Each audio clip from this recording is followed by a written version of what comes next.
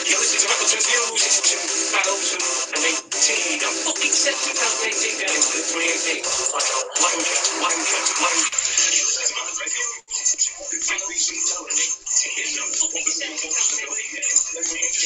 2018.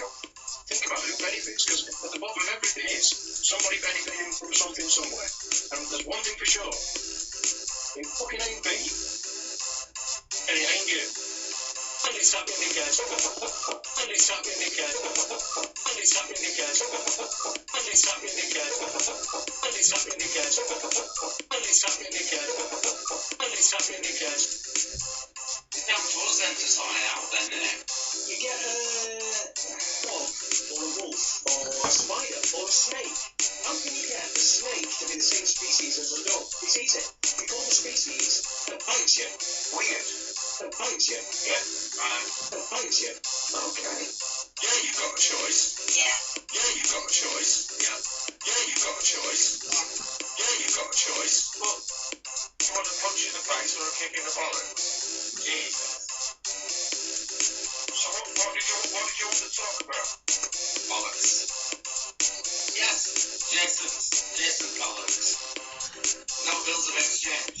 That's not much I'm interested in fucking cricket. We've got to have a modicum of intelligence, would you see, buddy? Exactly. Overthinkers. Overthinkers. Overthinkers. Which one of us are you going to propose to this evening? A lot of men who don't have sex.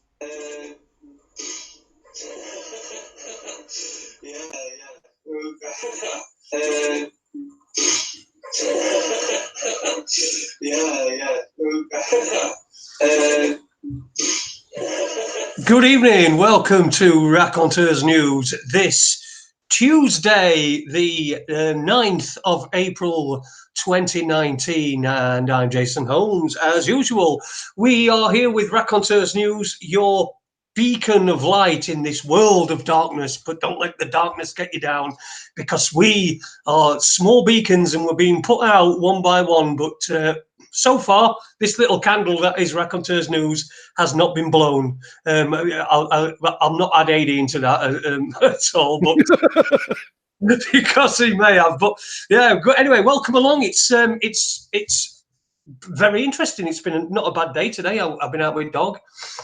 Took him for a walk and done various things, and I've been rolling along and doing my stuff, so fairly uneventful. A fairly good day. I've stayed pretty much away from most social media and any of the crappy news that could that makes your mood, it turns your mood, and I understand this now. This is why I try to stay away from it, and I really would suggest people do that. You do take it in little bits. Just completely from time to time, just turn off from it and just focus on things that are important. I was earlier on today, I was sat there and I thought there's nothing sat there because I'm on a walk, remember, but I'm sat there and I thought there's nothing better than this. And I'm throwing got my dog, and he chases ball, and he'll chase ball every day, all day, every day. And I've got one of them little stick things, and I throw it, and there's like a goalposts, a football pitch on the area, and I throw it from so far away, not very far, because as you can see, I've not got very big arms, but I throw it, and I try to hit crossbar. So that's my little game that I play with myself. Dog loves it because he gets plenty of exercises there and back. In fact, I had him knackered out, so we were coming back with a ball and then sort of dropping it and laying down and having a bit of a rest. But that's what life is all about. This is not everything, but this is something that we do discuss, these issues, this stuff. But tonight, I've got to say, we've got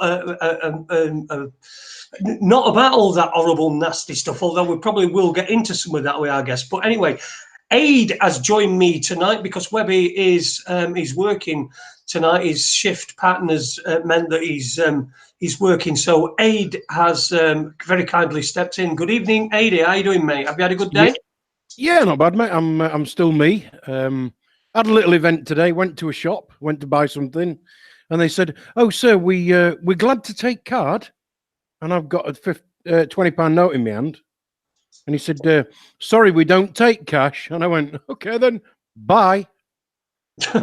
Really? Didn't take cash? Where was that? Didn't take cash. Yeah, didn't take cash. Wow, that is incredible. Somewhere not taking cash. Well, they don't get your business. Simple as that, isn't it? And No, it's exactly. So we need to have, if somebody look, I pay on things for things on my card sometimes. In fact, most of the time. But if I went in somewhere and it said that you can't use cash, then I wouldn't use that outlet. I wouldn't use that outlet. no. And it's something that we need to really stand up against, isn't it? And because we're closing in to that cashless society, and I know we've always argued that a cashless society would decimate the drug industry, which they get a lot of their money, governments and things like that. So anyway, let's get on to tonight. I wanted to just mention as well, I am trying to book guests, and I'm not getting anywhere. I'm not getting anywhere simply because everything I do, nobody ever sees. Nobody sees it. I don't know why. And to be fair, I couldn't care less, because it just means Facebook's not bugging me and tapping me on the shoulder and saying, hey, oh, so-and-so. And then you get to it and you have a look and it's some cunt's just fucking gone live that you don't even know or anything.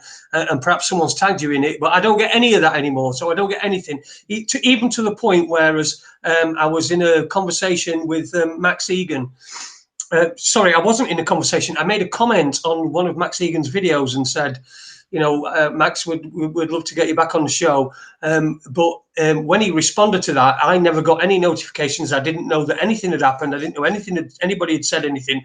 Luckily, Webby saw it and got in touch with Max, and he's added me to a group chat. So myself, Webby, and Max this morning. I've not heard anything from Max from that. I don't know whether that's part of the shadow banning or whatever.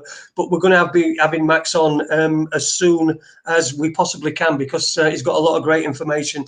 And I did watch the Jim Fetzer debate that he had the other day. So there were some of the things I wanted to bring up regarding that as well. So look, I know it's difficult. I know that sometimes we have shows where we don't have guests, and we've had last night we weren't going to have a guest, and then Anne-Marie Carey said that she wanted to come on, so we got Anne-Marie Carey on, and thank you very much to her. She also sends her apologies for leaving us so early as well last night, but she did say she'd had one or two drinks and perhaps and was feeling a bit perhaps not quite in the right frame of mind, and perhaps shouldn't have come on. But I think she had some great information, and I don't think she did herself any harm whatsoever last night. So Anne-Marie Carey, you just stick at what you're doing, and you're always welcome back here on Raconteurs News, and take a break from it as well. I noticed I went and had a listen to Cookie's show last night after our show.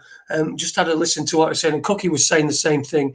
He was saying sort of, to Anne-Marie that if she was listening, then just take some time out. And great advice that, Cookie, from last night. So Cookie Munster, sorry, he's another.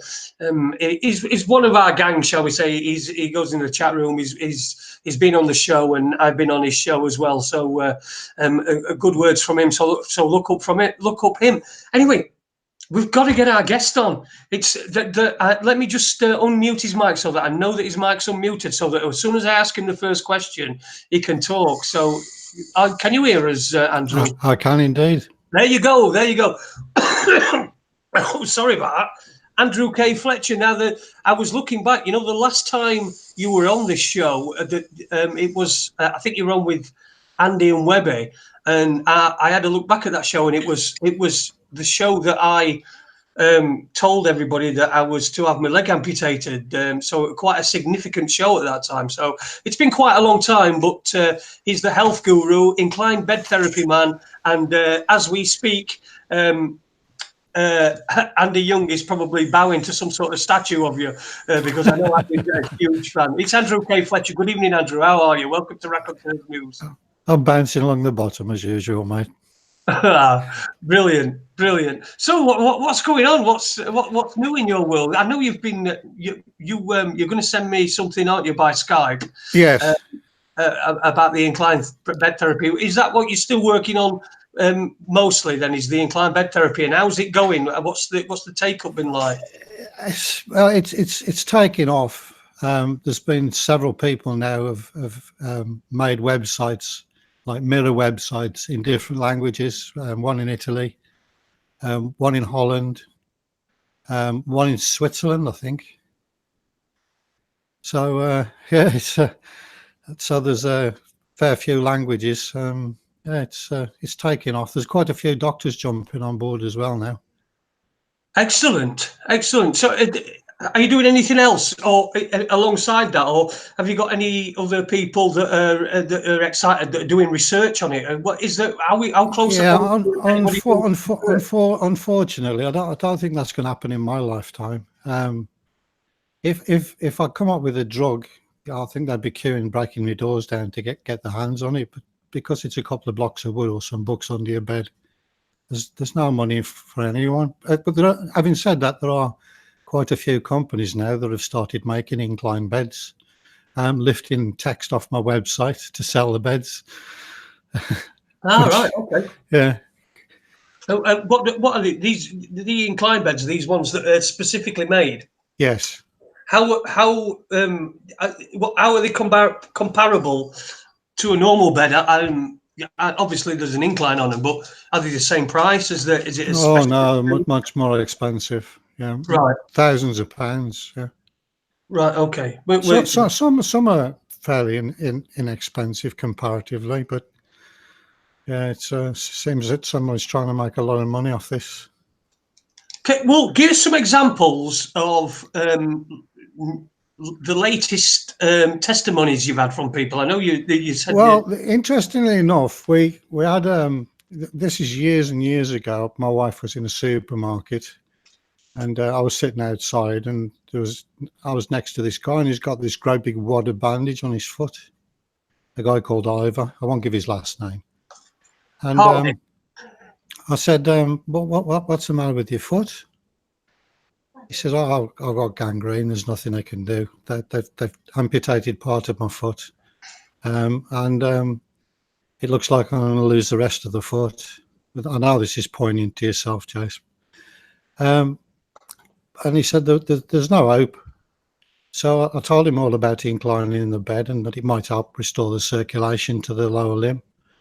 And he got back in touch with me, and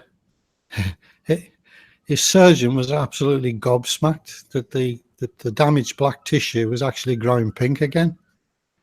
And yeah, it's fantastic. I don't think anybody's ever done this before. So anyway, that aside, we had another guy in his 90s, and he's just wrote I've had a recent feedback from this guy. He's in India. He ends up in intensive care with gangrene in his foot, and family bring him home, and he's going to die. You know, there's nothing that can be done. So they read about this and tilted his bed, and the circulation come back in his foot. And he went back to India on another holiday in his 90s. Well, yeah. Listen, I know there are people. I know there are people that are going to sit there and say, I've been doing incline bed therapy. We've slept inclined since April 2016, because I had a heart attack in December 2015, and in fact, it was my missus who'd heard us talking about it on the show, and then just did it off her own bat, and it was much improvement. A huge improvement to just about every aspect of your life that it had for me. And I know there are people that will sit there and say, "Oh, okay, yeah, I know, but you've only got one leg, Jason." Now, but that was completely. It was an infection that I'd got in my leg. The incline. There was nothing that was going to save that leg at all. The inclining the bed and all that sort of thing. The infection was in there, and that's what claimed the leg. But I'd urge anybody just to try it. It's so simple and easy. Go on, Ada, you've got a point, mate. Yeah, I had motorbike accidents, couple of them, about 9-10 years ago. almost a year apart, two different ones. My left ankle, I smashed the talus bone to bits. And basically they just said to me, you know, you might get 4 years out of this, but you might not. We'll see how it goes. So that was 8-9 years ago. And all I've literally done is done what they told me to do, as far as having operations to scrape out all the dead bits of bone that just keep dying off. But when I went to see it, I had it operated on about 5-6 weeks ago, and the surgeon said, "Bloody hell, this is doing well, as you can see. All this bone tissue that we thought would be dead by now is still living. So your talus bone's doing quite well, and you know we can certainly get you another 4 or 5 years out of this." And I said, "Yeah, I inclined my bed." And he said, "What did you do?" I said, "Well, I got a couple of bricks. I took the feet off the bottom, and I inclined the top end with a couple of bricks." And he just looked at me, and he said, "Really?" And I went, "Yeah, that's it, really." And he was just gobsmacked. And he said, "How do you know it's that?" I said, "I don't." I said, "All I know is it can't do me any harm, and it may well have done me some good." Fantastic. Yeah, and there's tons and tons, isn't it? It's not. Well, it's not the circulation, is it? But circulation is everything, and it affects everything as well. So yeah, go on. Without circulation, with dust. Back to broken bones. My son broke his wrist, and had a plaster cast on for 6 weeks. Took the plaster cast off, and he needed physiotherapy, and all his arm had withered away in 6 weeks. Wow. One arm was like a Biafran, and the other arm was normal. So, you know, and I said to him, "Well, you know, is this normal?" He said, "Oh, yeah, that happens all the time." Anyway, shortly after, we'd inclined the bed, and a year later, my son breaks the wrist again. But this time, he breaks it through both bones. He has a metal plate put on both bones, and a plaster cast on for 8 weeks. And when they took the plaster cast off, the surgeon said he had never seen bone growth like it in his life, and he didn't need any physiotherapy, and there was absolutely no muscle wastage. Now, the other thing we did was, rather than have his arm strapped up, as they do, we had his arm. I said, "Look, keep your arm down by your side, son, because it's just going to speed up the healing." And well, it did. It did just exactly that. The other interesting thing was, while he was in Derriford Hospital after having the surgery, he was in the recovery room. So I went down the recovery room, and my son was upside down, his head down and his feet up in the air. I said, "What are you doing?" He says, "We always do this." He says, the nurse said, it's to prevent him from choking on his own vomit. I says, "Well, have you ever considered that you might be making your patients sick by having them upside down?" She said, I've never considered that." And I said, "Look, I'll tell you what to do." I says, "Raise his bed exactly 6 inches at the head end, or to a 5-degree angle. I'll take full responsibility as a parent." And I said, "He'll recover within a couple of minutes." She said, "He's going to be out for 20 minutes. This is the recovery room. That's the way it is." Yeah. I said, "Well, do he?" I says, "And I'll tell you what else will happen. His heart rate will decrease by 10 to 12 beats per minute, and his respiration rate will decrease by 4 to 5 breaths per minute, but his oxygen sats will go up." "Really?" I said, "Yeah, really." Tilted it. He's on the monitors at the Derriford Hospital. He went exactly as I said it would go, and within a couple of minutes, my son put his thumb up and said, "I'm okay, Dad." The nurse was just doing backflips. She said, "I've never seen anything like this." She even ran up the ward, and she was talking to my husband. She's saying, "Your husband's a genius. He's going to save the NHS thousands of hours in the recovery room." But nothing ever happens, does it? Now, you know, the trouble is that all the medical books are written by people who are making money off it, and simply tilting your bed doesn't make anybody any money, does it? No. It makes you a lot poorer, actually. I mean, all I can say is that it didn't.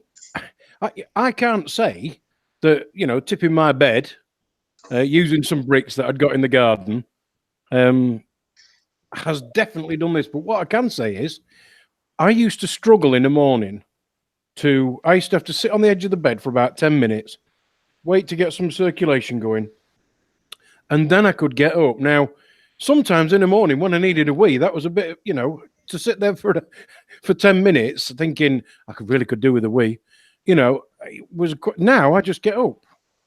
Yeah, exactly right. I just get up and walk across the bedroom floor. I think that's exactly right. That's exactly what happens. You know, people get injured getting out of a flat bed. Yeah, career across the bedroom floor, headbutt the walls. Yeah, I've you know, there's lots and lots of patients that have done this. Some have died just as a result of losing the balance first thing in the morning. So just that thing alone, if you could prevent that from happening, how many patients would that save? Yeah. You know, it's the same old story. If there's no money to be made, then. But there is money to be made if the NHS woke up and realised the importance of this. Billions of pounds would be saved. Billions of pounds. But hey. Well, how have you gone on with because we interviewed, I don't know if people remember, if anyone's seen this, but if you look back it's on YouTube, we interviewed Tony Moran a while back. He was a guy who won the boxing world championship, and he was a homeless guy, went from homeless to being a world champion. How's he doing at the moment? He's doing great. He's turned his back on the boxing, I think. He's working as a doorman, I believe, in a nightclub. But yeah, amazing adventure. That, I mean, that's something I've dreamed about being able to demonstrate for years. Have you had any other interest from sport? Not really. I should imagine it's being used, but you know, who's going to tell their opponent to do this and then face them in a ring? Yeah. I was thinking about any sport, really. I mean, any sport. I'm waiting for the moment where I see some boxing match or other that's on TV. I don't really watch boxing very much, but I think it's brutal, and I'm not really I'm not a violent man, shall we say? So, but I don't watch it very much. But I'm waiting for the moment where I see somebody in a big title fight, and they stand up between rounds, which is what Tony did, didn't he? He did, yes, and there was some logic in that. If you've been grafting and you sit down, getting back up again is a struggle. Your legs feel like lumps of lead, your arms feel like lumps of lead, and you got to go and stand and go another round with a boxer who's done the same. So you watch the boxing fights, and by round 2 or round 3, Tony, in his earlier fights, age 37, which are also on YouTube, he got no punching power left. You know, by round 3, he was like he was hitting the guy with powder puffs. And yeah, you could see the exhaustion on his face, and he'd actually openly admitted that his boxing career was at an end. You know, he couldn't carry on. And you're 37 in the hardest game in the world. You know, it's it takes its toll. But in that fight with Sandy Robb, he went 12 full rounds, and Tony was as fit in round 12 as he was in round 1. And he'd done so much damage to Sandy Robb. His hands were badly swollen. They were like piles of jelly, and he says that normally happens after a fight, you know, and it's going to take quite a few weeks to get over this. But he did a photograph. Unfortunately, I don't know what happened to the photograph, but the day after he'd slept on his sleeping bed, all the swelling had gone down in his hands. Amazing. There is one tiny flaw in it, though, isn't there? And that is you end up going really far down the bed. You end up. I do now. Now I've only got one leg to anchor me there to be weight to stop me from going down. I'm finding myself. I wake up in the morning and me face is next to my wife's hips, which is no bad thing.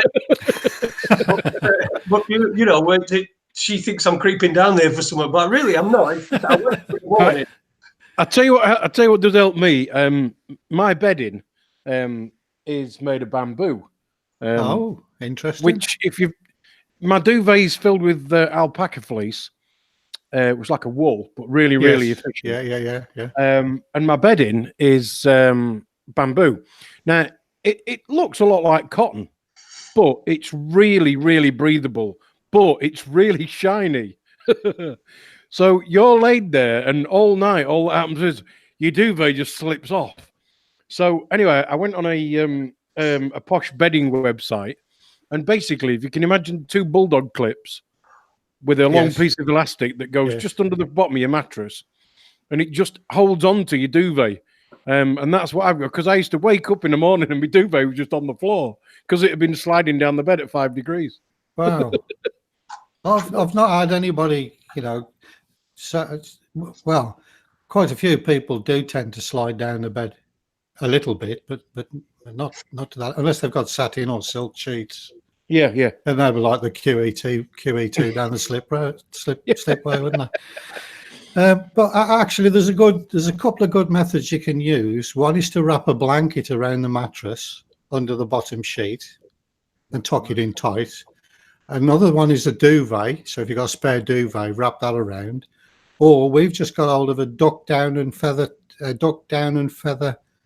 topper, which has got elasticated corners. They do tend to pop off a couple of times, but usually it's still there in the morning, so there's no problem, and it's very comfortable. So that extra bit of padding provides you with that a little bit more friction, and it stops you from sliding. Well, completely coincidentally, I bought a pack of these today, and all they're for holding your sheets, because sometimes my fitted sheets, the top corners will pop off. Not often, but sometimes. So I bought some of these from a well-known supermarket called Asda today. Yes. Don't buy them, they're shit. Right. The clips don't work. They're far too weak, and they're going to get thrown back at Asda tomorrow, and I'm going to buy some better ones. But that's kind of the idea. But they're crap. Absolute garbage. They do. There is some interesting ones that go straight under the mattress and clip on the duvet, on the not the duvet, the undersheet, to keep it in place. I mean, they're obviously not made for an inclined bed, but they're obviously made to keep it all in place. Yeah. I've seen it.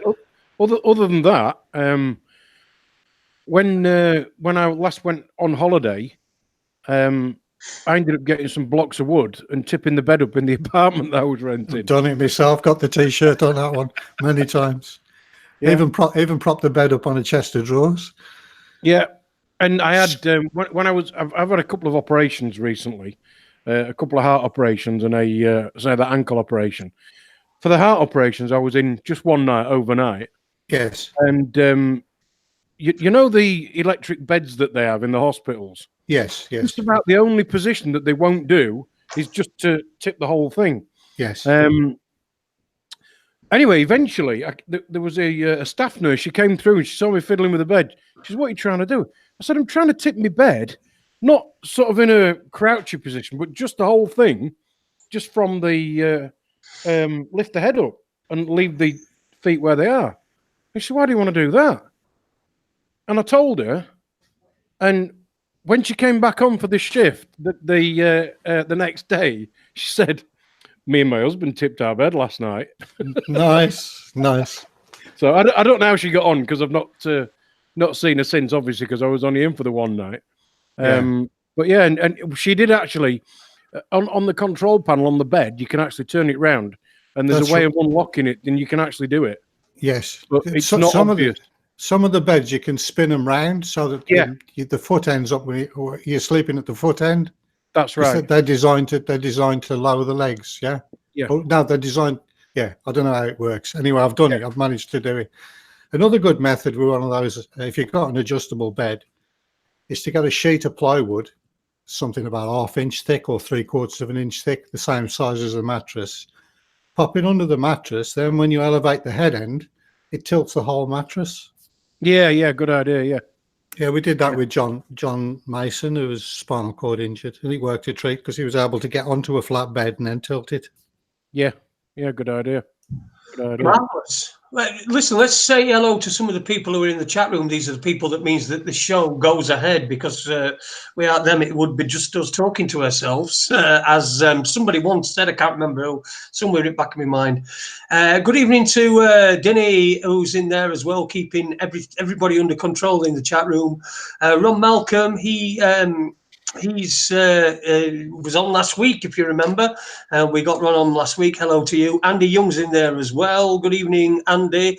I hope you're in retirement. I know you're a huge advocate of Andrew's work, and I just simply knew you'd be in here. Blazing Star, Super Leeds, hello to you. I've still got your t-shirt on, Super Leeds, as you can see. I'm never taking it off. It was a present. Somebody sent me a present, so I'm never ever going to take it off.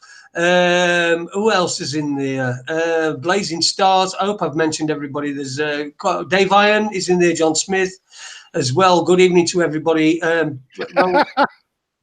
Malcolm says he uses big books to tip the bed. Go on, Ada. You were laughing. What's up? I'm just reading Blazing Stars, and it just says, "Is it like a waterfall if you piss the bed?" I'm 53, and I'm hoping I've got a little while longer to wait before I start pissing the bed. Actually, what it does do is it alleviates bedwetting. People with bladder incontinence have reported, many people, in fact, they've regained control of the bladder. So that might not be as big a problem as you think. But there's many other benefits as well. I mean, we've had give some examples here.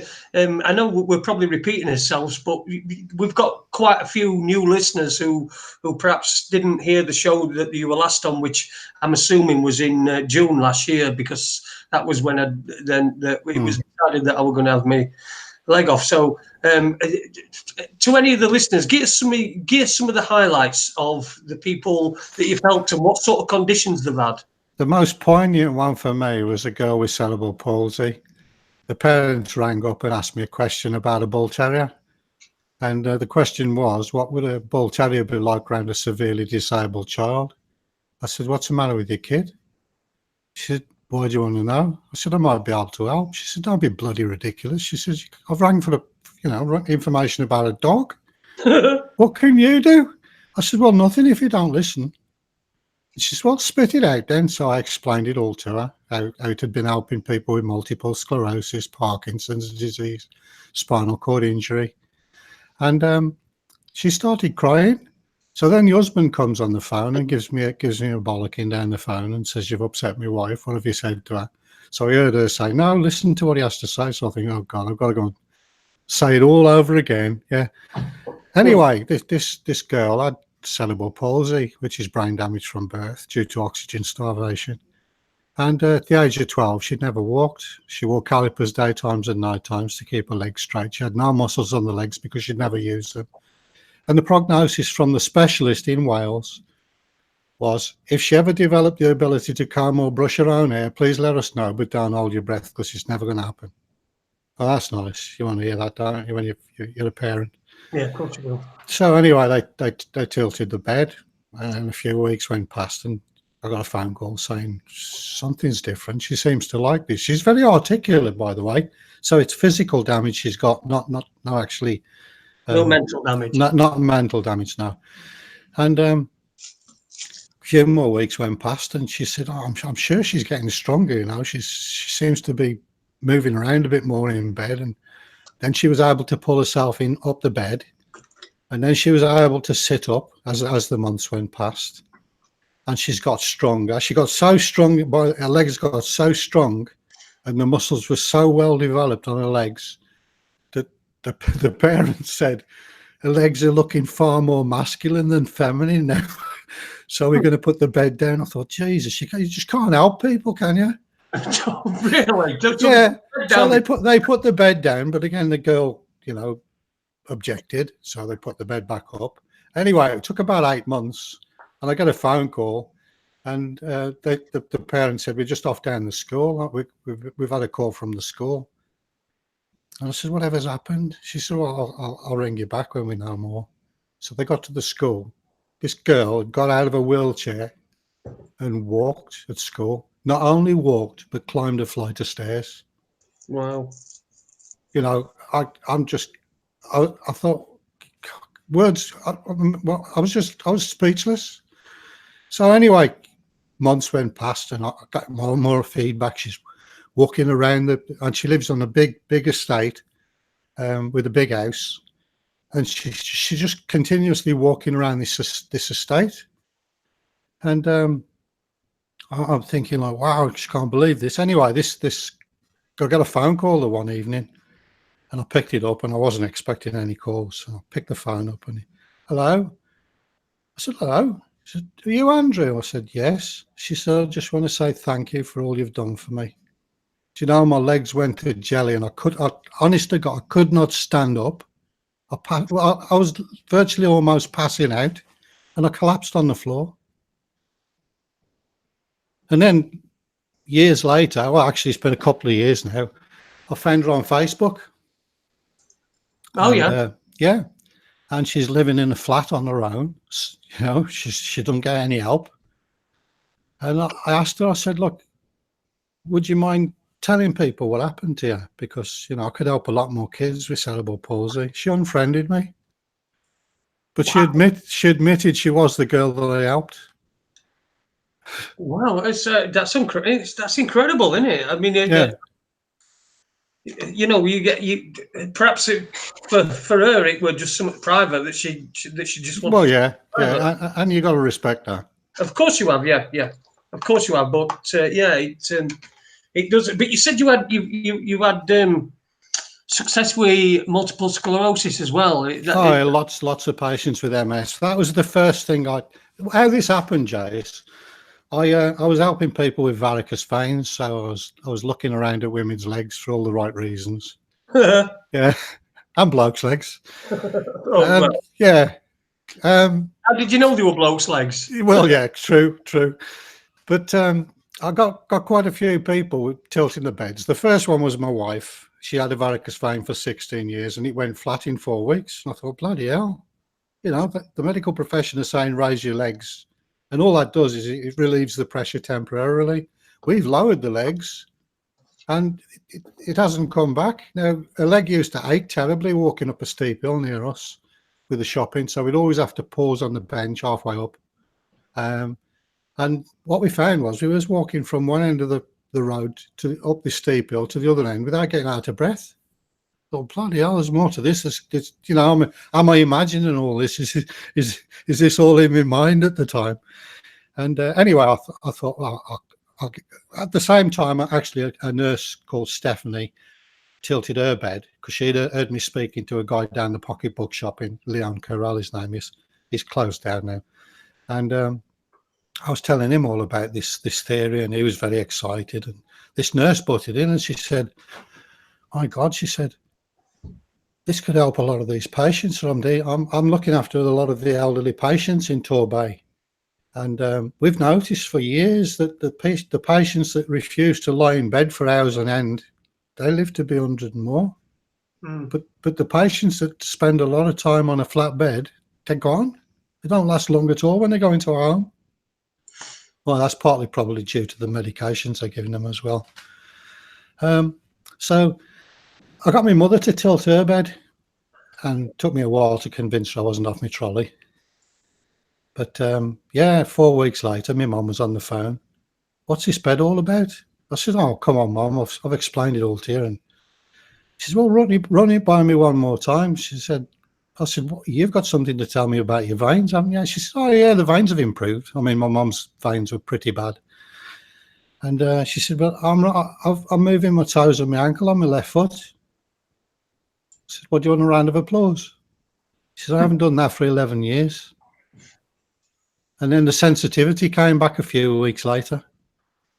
Unbelievable. So that prompted me to look into the nervous system, because clearly, you know, it's not just affecting the blood flow now, it's affecting the way the nerves function. And Well, I was I would imagine the blood is the oil of the body, isn't it? It's the oil of the body. It keeps it going. And if you're laying flat, then you get pooling, I would imagine, and not as much, the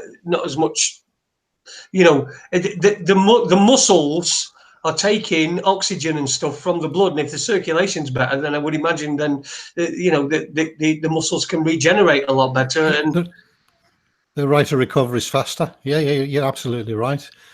So this prompted me to look into nervous system. So the first thing I done was study cerebrospinal fluid, and I couldn't find an explanation in any textbook anywhere. And by now I had access to the database at Torbay Hospital.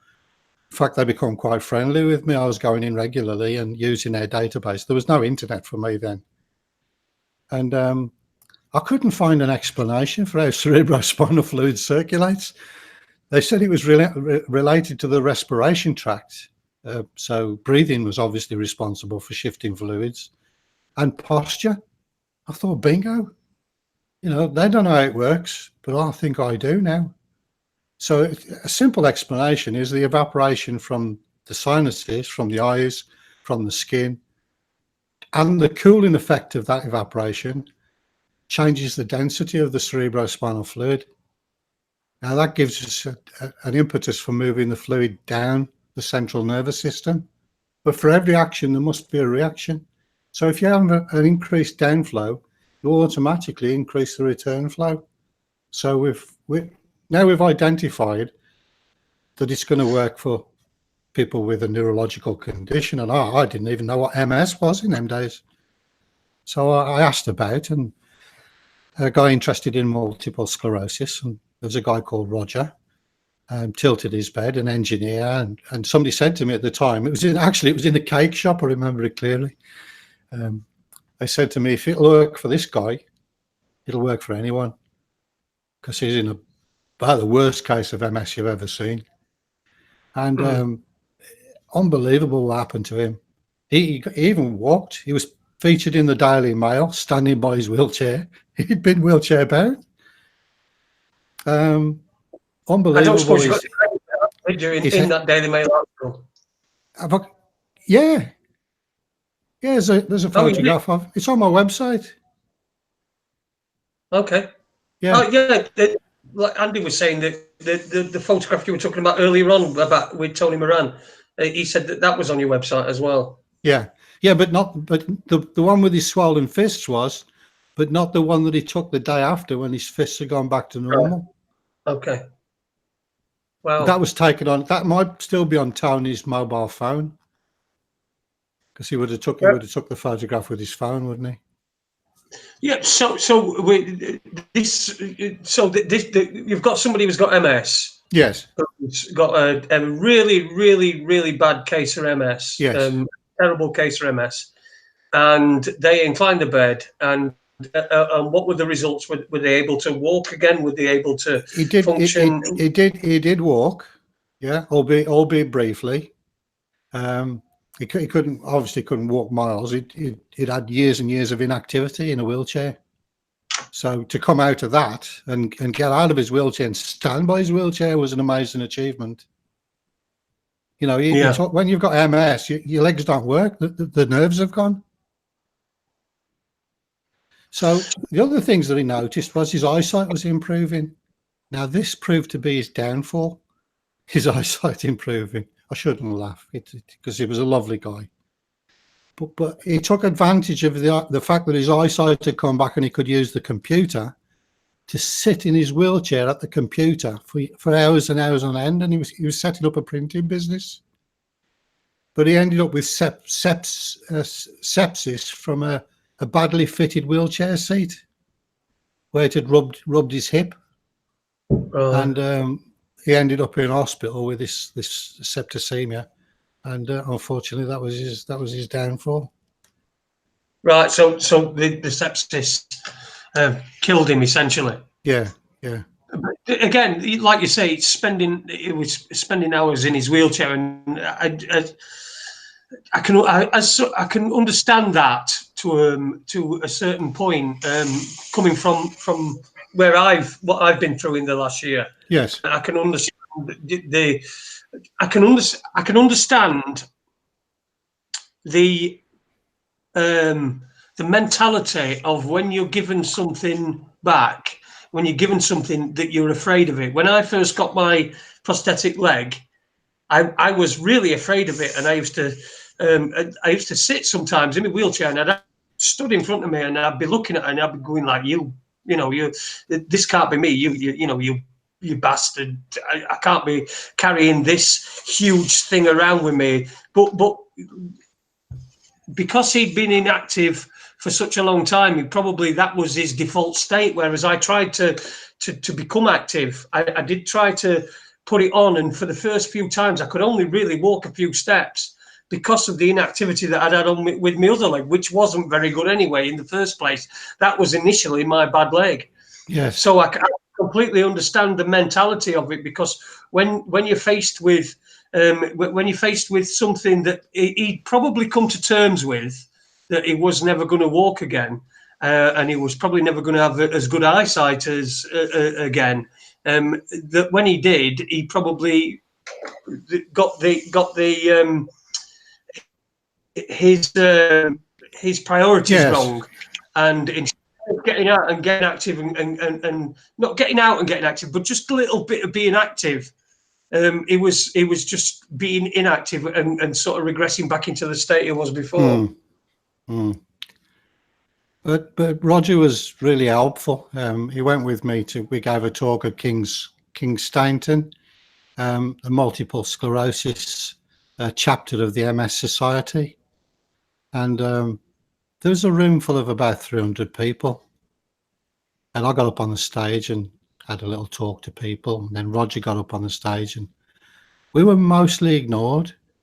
There was just a handful of people. I think there were 11 or 12 people with MS that actually listened to what I was saying. The rest just ignored me. I was just, frustration was unbelievable. But these people that listened went home and tilted the beds. And then they started to get better. 2 ladies recovered their eyesight. They had irreversible optic nerve damage caused through long-term progressive MS. It's never going to come back. Both of them got the sight back. One lady actually completed an open university degree, whereas before we tilted the bed, she couldn't even make out the outside of the screen monitor. Unbelievable. That was and that happened in the same time. 2 ophthalmologists wrote to me independently, asked me how 2 blocks of wood under somebody's bed could restore someone's eyesight. Amazing. It is amazing. What else neurologically? We've been talking this week, yesterday in yesterday's show. I ain't finished with MS yet. Oh, go on then. You go on. Go on. So MS. Roger and the MS Society arranged for a meeting, and we were to meet doctors in London. So under my own expenses, I took Roger and a friend and myself, and we went to meet them at the MS Society. When we got there, no one knew anything about the meeting. There were no doctors to meet there, and the only person we met was a receptionist who worked on the telecom. They screwed us over, knowing that it was going to hurt our pockets. But fortunately, I had the hindsight of arranging a meeting with the Multiple Sclerosis Resource Centre in Essex. So it was still a fair drive from the MS Society, I hate London anyway. So we ended up going up to, it's near Stansted Airport. And I met a guy called John Simpkins and his wife Jean Simpkins. And we had a good chat, and they promised the earth. They said, look, don't bother with the MS Society. We could have told you what was going to happen there. Don't have anything to do with these people. We'll make sure this happens. So anyway, they come down and interviewed these 12, I think 11 patients with MS. Actually, no, 2 patients had got spinal cord injury. So they interviewed the patients with MS and 2 spinal cord injured and an ex-terminal alcoholic and a lady with psoriatic arthritis. And they compiled a report called the Raised Bed Survey. And John Simpkins admitted that he'd actually softened the report because it was looking unbelievable. So he'd actually doctored the results to suit themselves. They refused to have anything to do with me after that. Why? Because if you got something that works for a condition that you're attracting money for, you're actually doing them out of money. So Yeah. that's you know, and I'll continue to help people with MS. There's a lady called Terry Harrison in America. She tilted her bed, and a neurologist sacked himself. He said, "You don't have MS anymore. You don't need to see me anymore. It's never happened before, but you don't need to see me. You don't need to see me anymore." Yeah, but in that study, what he didn't say was the people were getting out of wheelchairs and they were throwing away walking sticks. Yeah, that happened. That happened.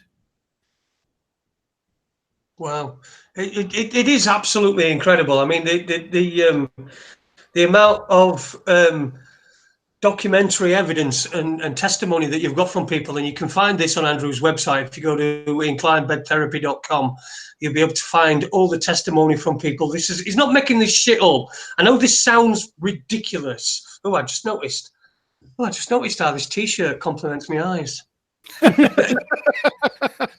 It's not making this shit up. Honestly, this actually works, and I'd Andrew with saving my life in 2016, because if my missus, in fact, it's my missus, but vicariously from Andrew, but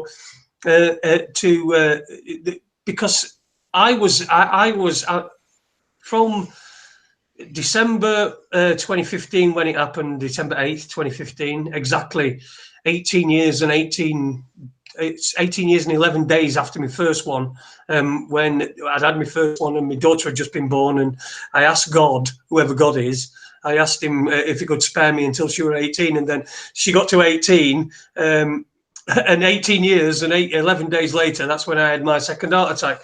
But thankfully I was spared again. But I was like a skeleton. I was completely like, yeah, I was like a complete skeleton, and I was probably the epitome of ill health. If somebody had seen me, they would have probably thought I was a loser. You know, because of the amount of weight that I'd lost and all that sort of thing. And it was also something that that people, I sort of got the impression, but I think probably my own paranoia. Hospital, a lot of the people that were of my age who were having limbs removed were drug addicts and things like that. And, you know, I would sort of at pains to say, look, this is not because I'm a drug addict. This is because I've had an operation that infected me leg. We've got tons and tons. We're going to go to the break in a minute, Andrew. I hope you're okay with that. We've got tons and tons of people. Right. I'm just going to ask you this question because Andy's popped it in Skype, and I don't want to get into something in second half and forget about this question that Andy sent. But Andy also said something as well. He said that regarding the people that won't do it. Andy's comment was, some people will fight to keep their ailments. He's seen it. He's seen people that have fought to save their ailments. I don't know what based in or what the psychology is around that, because no matter what I were getting at, I'd prefer to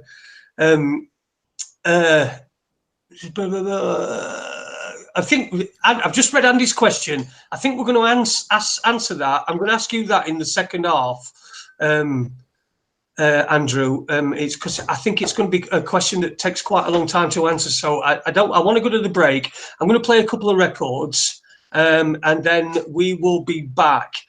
So listen to everyone. Thank you to everyone who's in the chat room. I'm going to play a couple of records, a 2 minute and a 3 minute. So it's a 5 minute break we've got. 5 minutes we've got for a break, Andrew, and we'll be back in the second hour. It's Jason Holmes and Aid Hardy on Raconteurs News. Our special guest tonight, Andrew K Fletcher, is with us, and we're going to be getting more and more into inclined bed therapy in the second hour. No Webby for us tonight, but he will be back. You can bet your bills of exchange on it. So I'm going to play a couple of records. Waiting for that. I'm going to play a couple of records and then we shall be back. All right. Thank you very much. Speak. I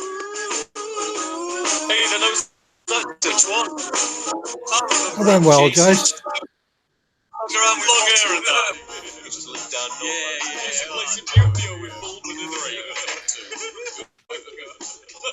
Oh, Jason. Yeah, that's it. What did you have to shag Boswell? You did what? What did you have to shag Boswell? Shagger off the ass. Is it the fingerer and all?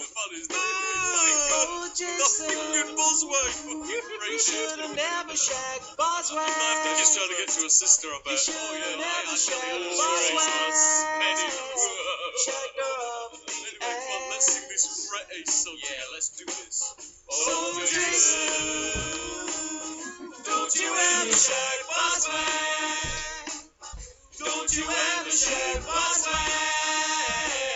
Shagger up the ass. Come on, everybody join in. I hope he likes it.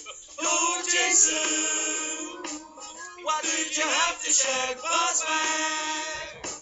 Why did you have to shag Boswell? Shagger up the ass. Come on, Mum, join in. Oh, Jason, don't you ever shag Boswell. Don't you ever shag Boswell. Shagger up the ass. Come on, cats, come on. Let's hear you singing. Oh, Jason, you should have never shagged Boswell. You should have never shagged Boswell. Shagger up the ass. Come on, the Queen, the shawls on the oh, Jason. That should have never shagged Boswell. That should never have done it, man. That should have never shagged Boswell. Bad move. Shagger up the ass. Fucking dirty bastard. Troy, slag.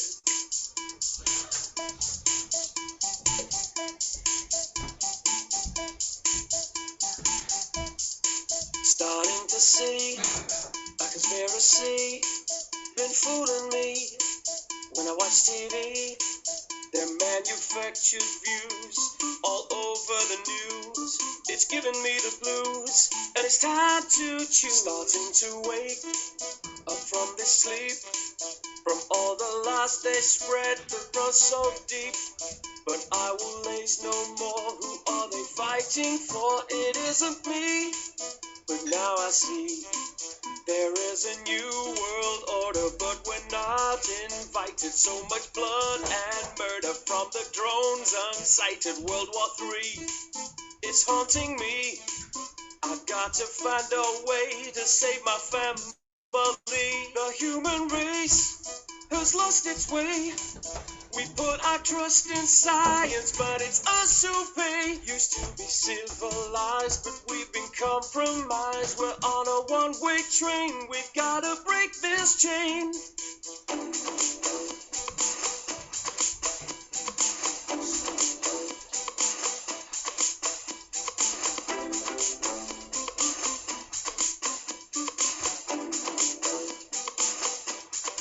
Starting to see that we should be free. The powers that be want a piece of me. Should I do what they say or tell them go away? What is the price for freedom? Cause it should reign free. The time has come to raise the bar. There'll be nowhere to hide if there's a third world war. So let your voice be heard and let your heart decide. decide to stand and fight for freedom while you've still got time. Wake up, wake up. Wake up, wake up. Stand, stand up. Stand up, stand up. Wake up, wake up. The time has come to fight. Wake up, wake up. Don't waste another night. Stand up. What are you waiting for? Stand up, stand up. Oh, they're gonna soon be at your door.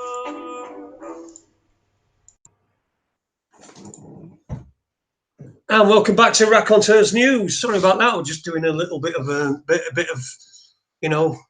housework, as it were. Thank you. Look at me. Sure, it's always Wednesday in Sheffield. Of course it is. Thank you, Super Leeds, for this.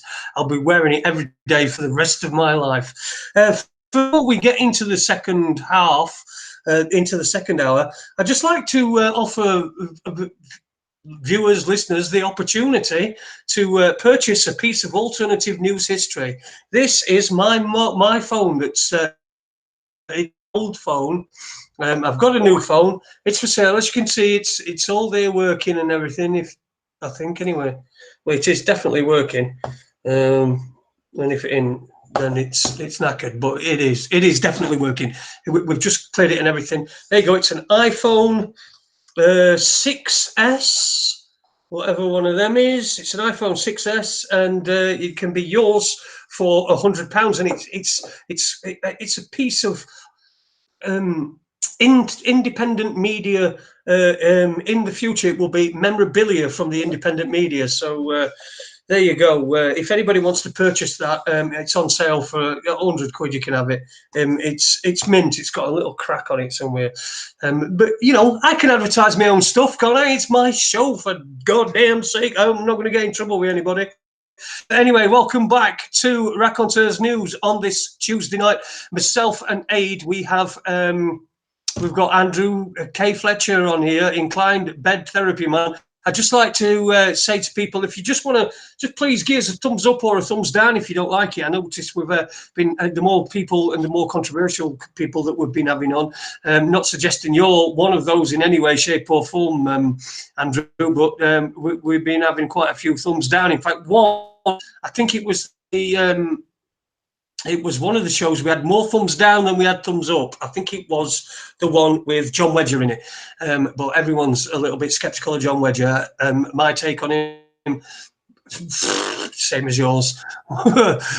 Anyway, I has a phone, not a crap phone. Ron Malcolm, sorry about that. Andy's been posted. Listen, I wanted to get to this message.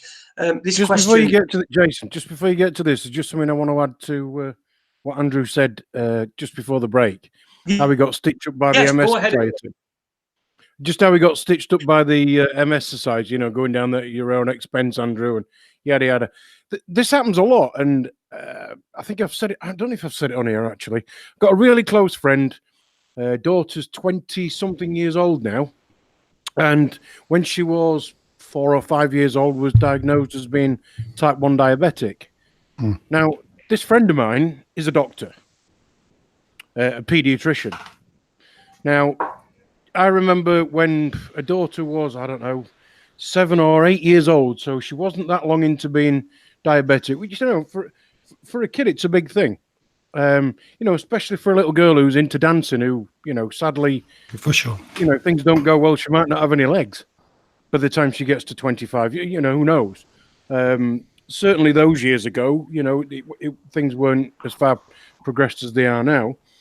And I knew little about diabetes then, and I said to her, you know, what's are these drug companies not doing anything to help her? I mean, don't forget this is a long time ago, before I knew what was going on.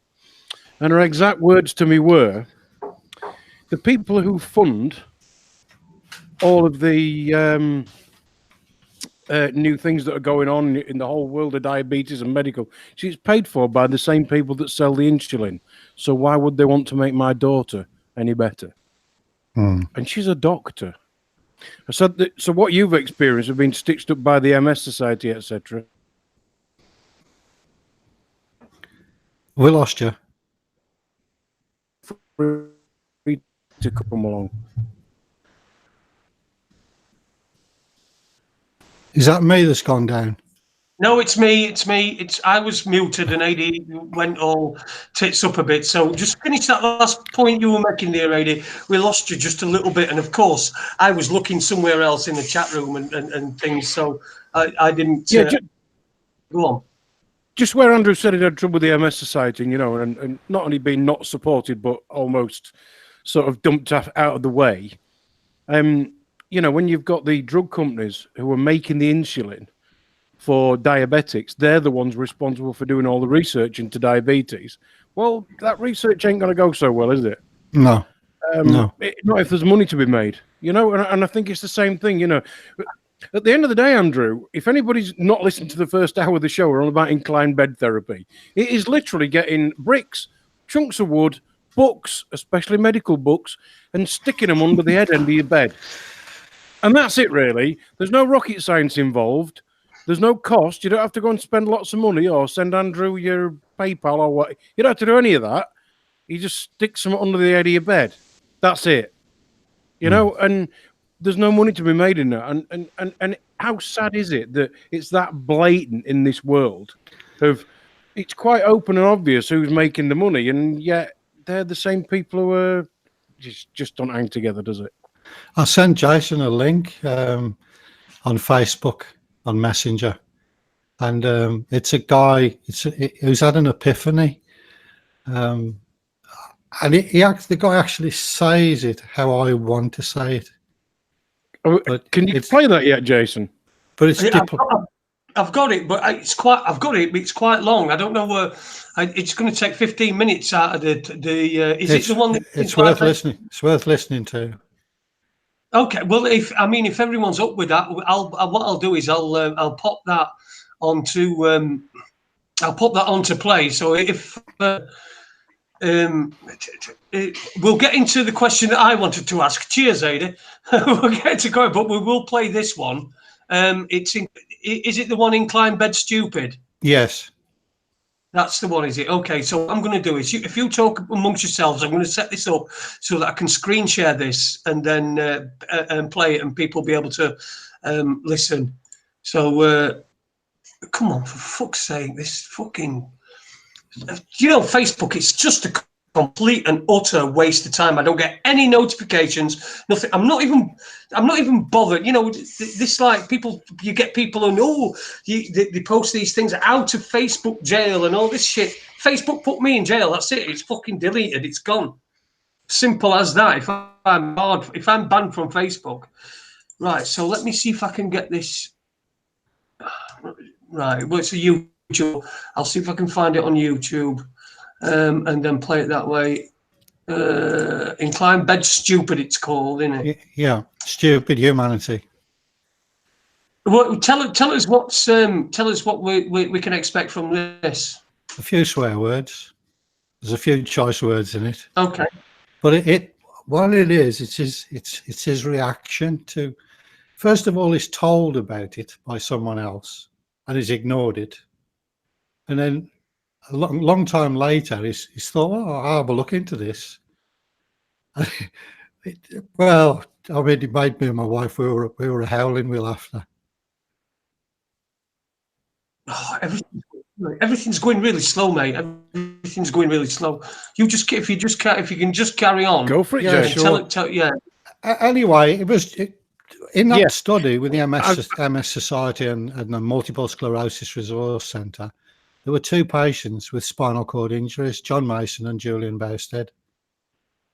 Somebody said to me, look, the doctor's never going to take you seriously with MS because you can have a relapsing remitting MS. Actually, the people I were helping were progressive MS.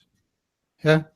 So I said, if you can get one person with a spinal cord injury, I got the first 3 people that tried it with spinal cord injury, regained bowel and bladder.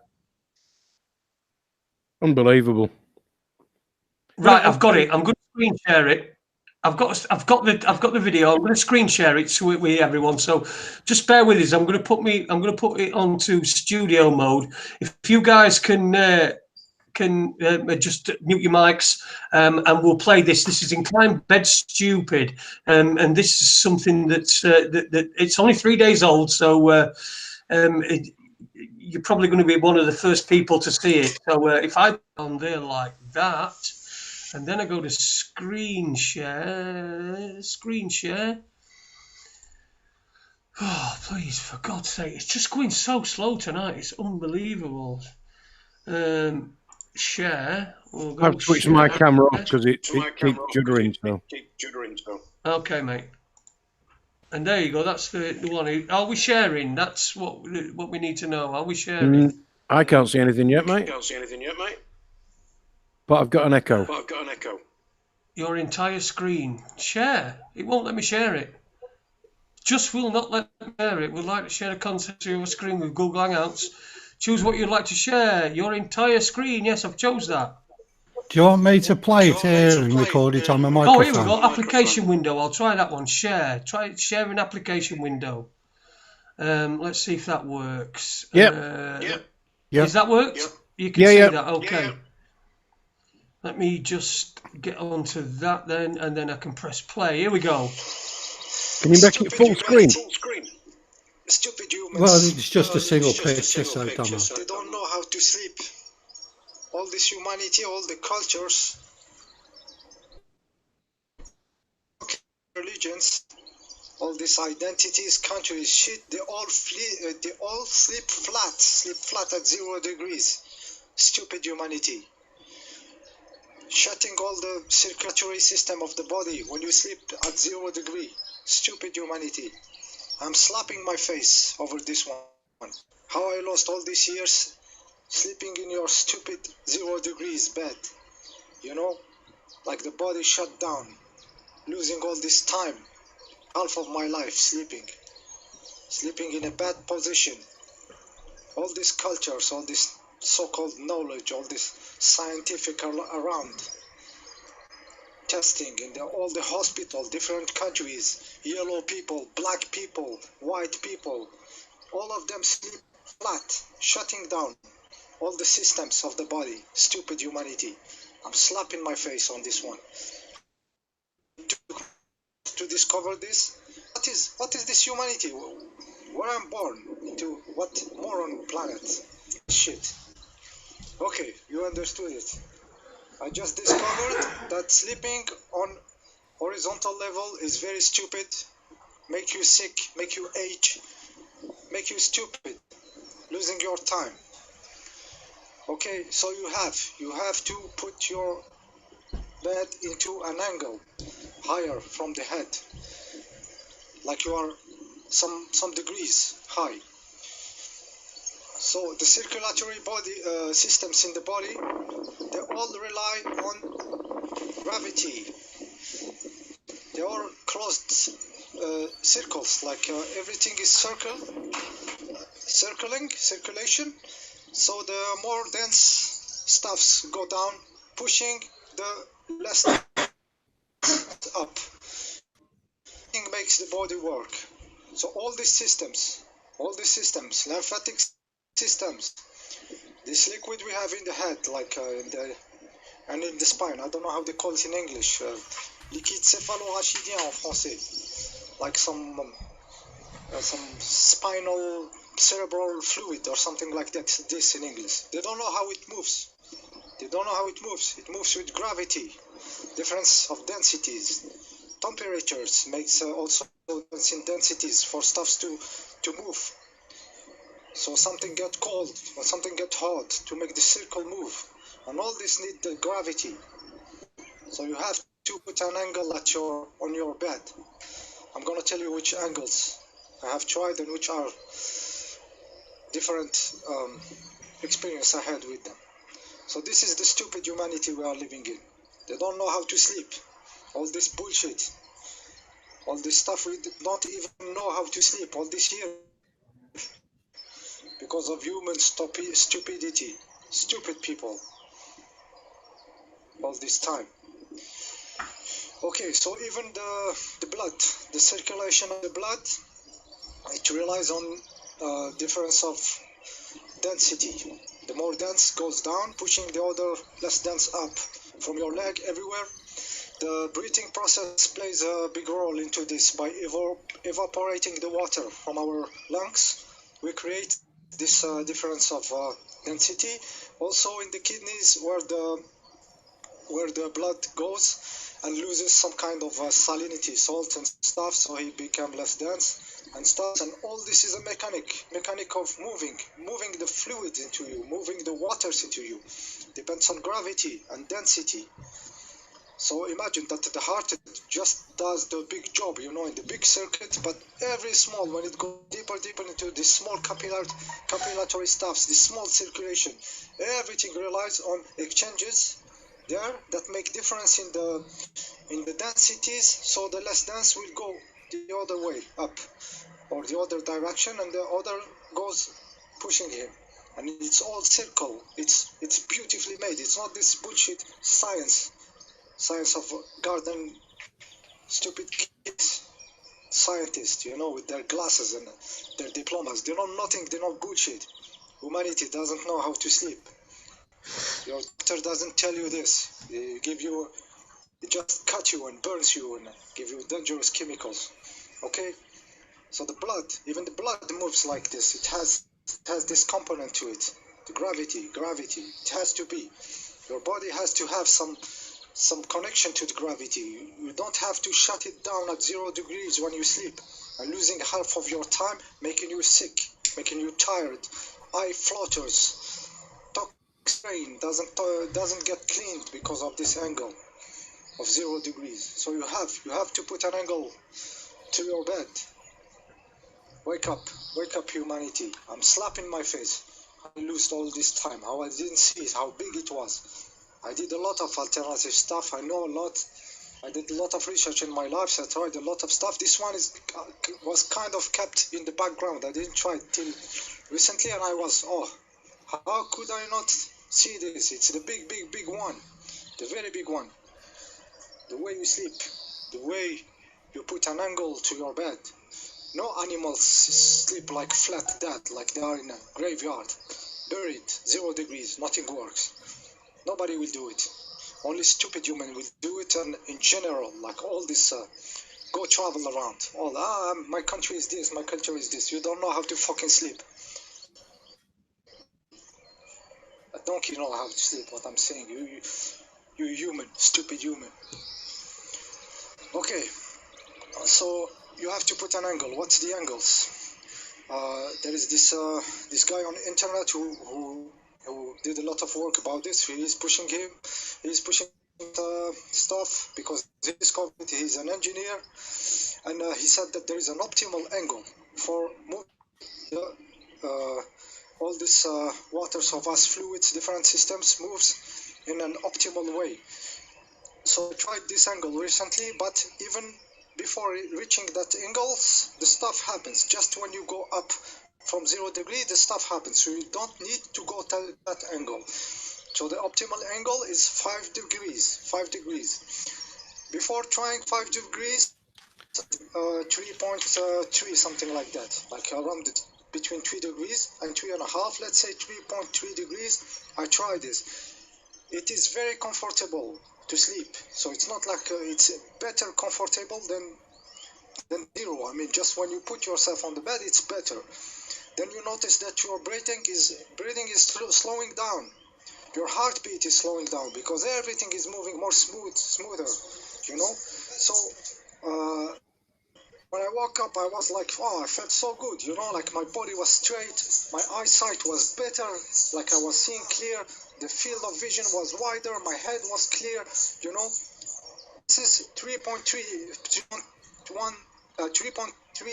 degrees, 3.3 degrees, around the 3 degrees, make your test, So this is a comfortable zone, and you have the effect, the benefit of not sleeping like a dead body, like a corpse, a dying corpse.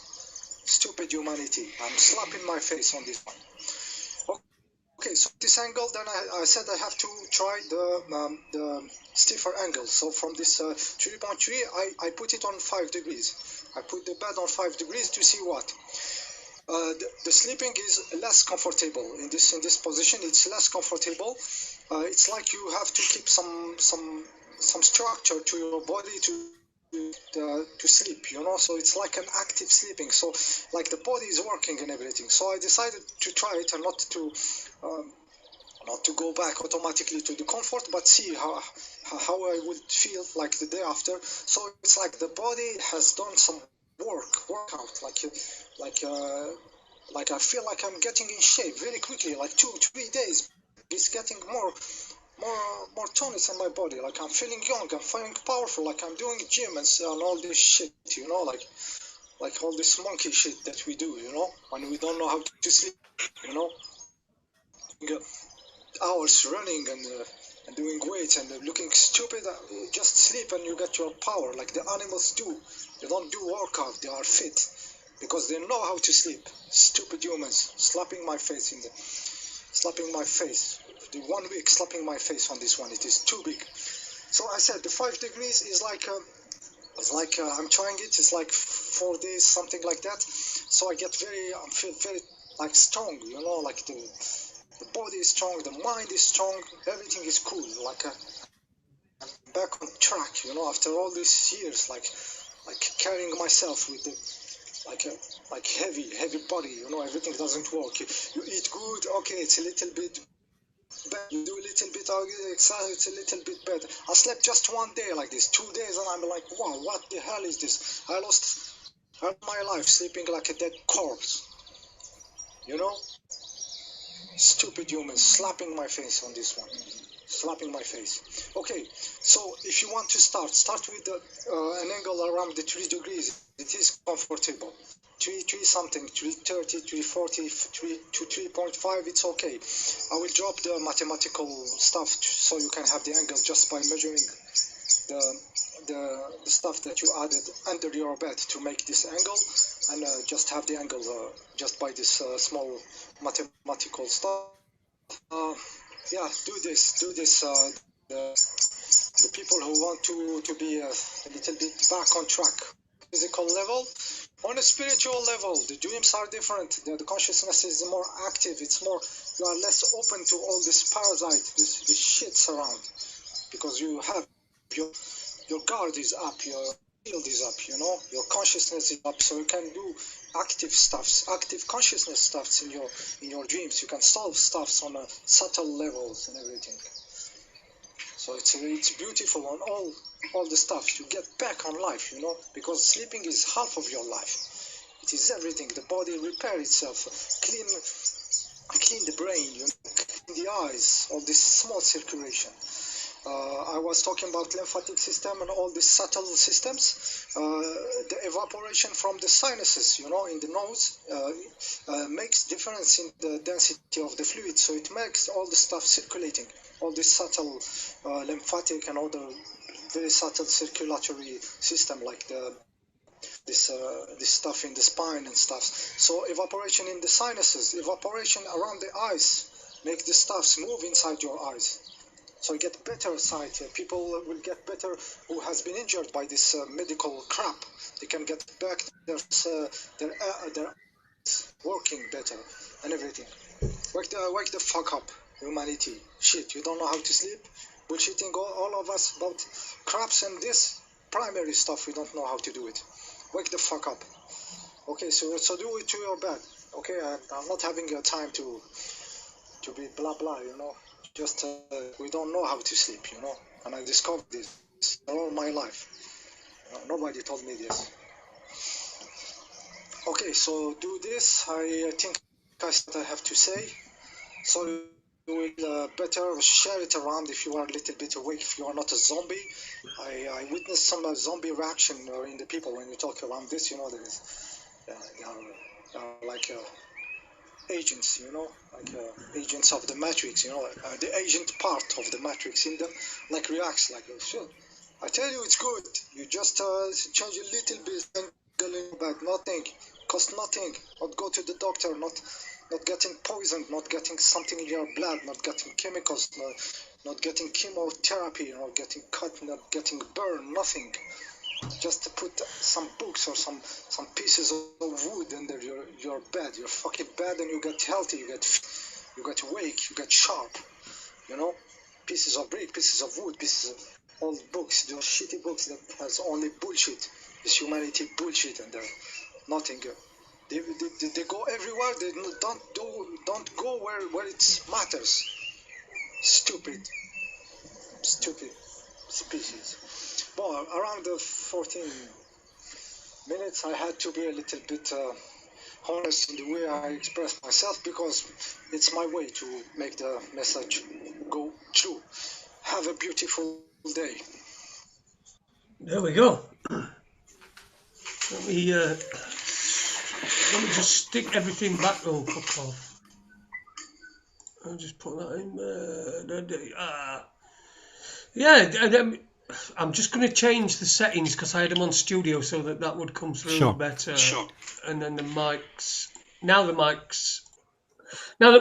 back on the mics. After listening to that, I have to ask a question. Go on then. How does it work then? How does it work then?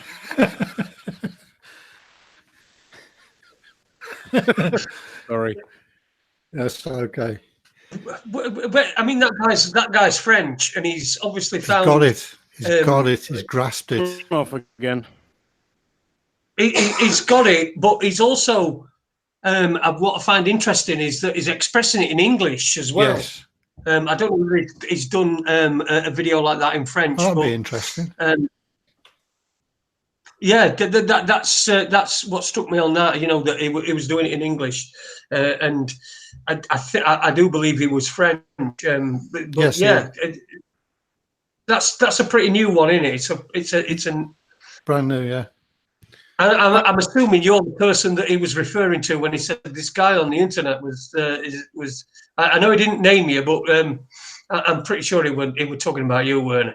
Yeah, he's put links to my a couple of my interviews underneath the video. So I have to say, it did remind me of working in independent local radio. Yeah, I'll tell you why. Pressing play on something and then going outside for a smoke. Yes.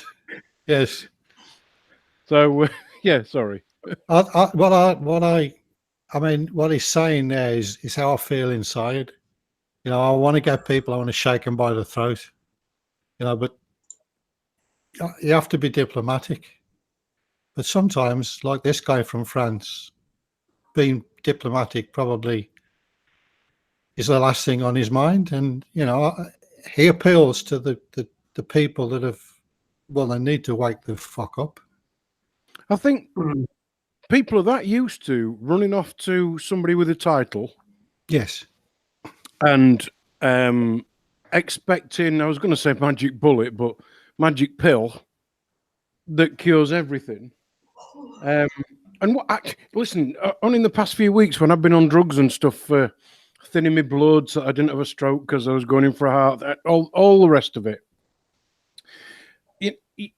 Apparently I was quite rare because every time they suggested I took this drug, and what I wanted to know was what is it, and what are the effects of it? Because every pill has got a consequence. Every single tablet that you put in your mouth has got a consequence, because there's the good bits that it does, and there's the bits that are not so good. But they're all effects. They're not side effects. They're effects, good and bad. And with the drug, you got to weigh up whether the good outweighs the bad. That's how I saw it. But apparently I was quite strange because I actually asked them questions about it.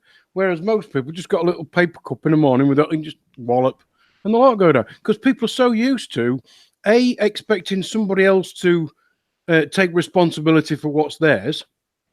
Secondly, going and expecting it to be some kind of magic pill or potion or something.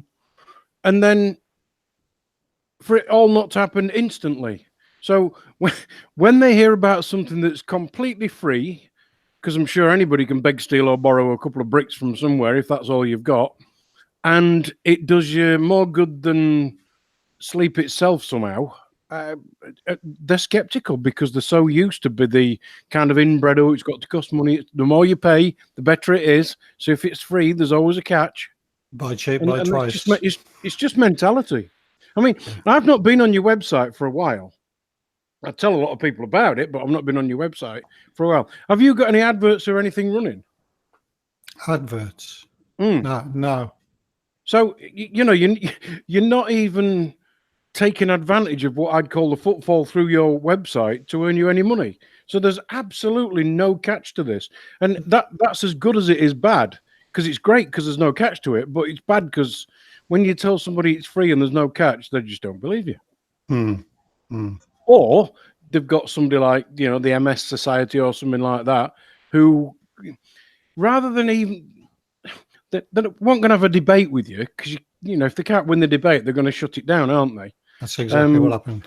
And so all they did was dealt with you. They, in their mind, they dealt with you, but in a childish schoolboy manner. That's exactly what they did.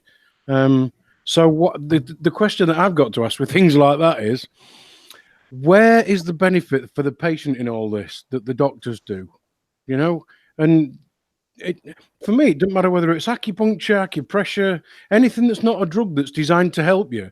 They somehow call it alternative, like it's some kind of crackpot thing.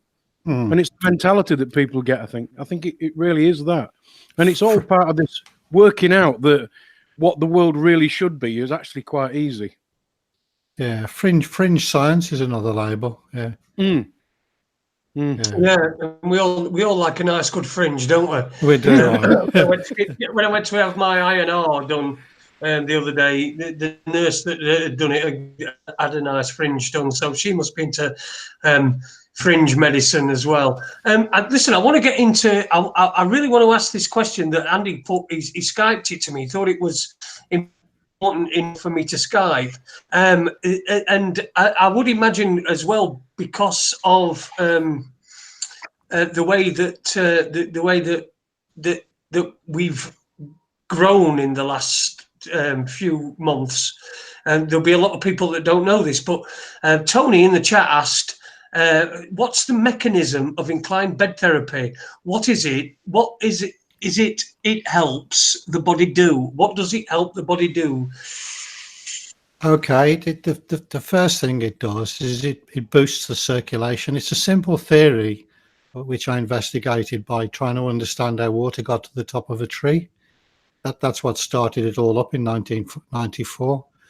I asked, how does water get to the top of a tree? And couldn't find an answer that made sense to an engineer. So I asked the question a different way. How do trees circulate sap? And the answer was, it took me 20 minutes to work it out. The evaporation from the leaves of the tree concentrates the sugars that are produced by the leaf and also the solutes from the soil. And then gravity pulls a dense solution down, which generates a return flow, because the downflow causes a dragging effect on all of the molecules behind it, which run right down the other side of the tree out into the soil water. So the downward flow is not only pulling water up the tree, it's pulling water into the tree. And as soon as I realized this, I thought this just has to fit with the way the body functions. And like I said, it took 20 minutes to work it out. And the theory is then the evaporation from the lungs is the main driving force of the blood. Yeah, we got a heart, but is the heart a regulator? Right. Think about that one. So the evaporation from the lungs, it's designed to change the density of the blood. It does it in both two ways, one by evaporation and one by the cooling effect of that evaporation. So that causes the blood that supplies the lungs to be denser on exiting the lungs than it is on entering the lungs. The dense blood goes through the heart and then is injected back into the main artery. Now, if we're upright or on an inclined bed, gravity can pull on that denser blood and draw it down to the kidneys.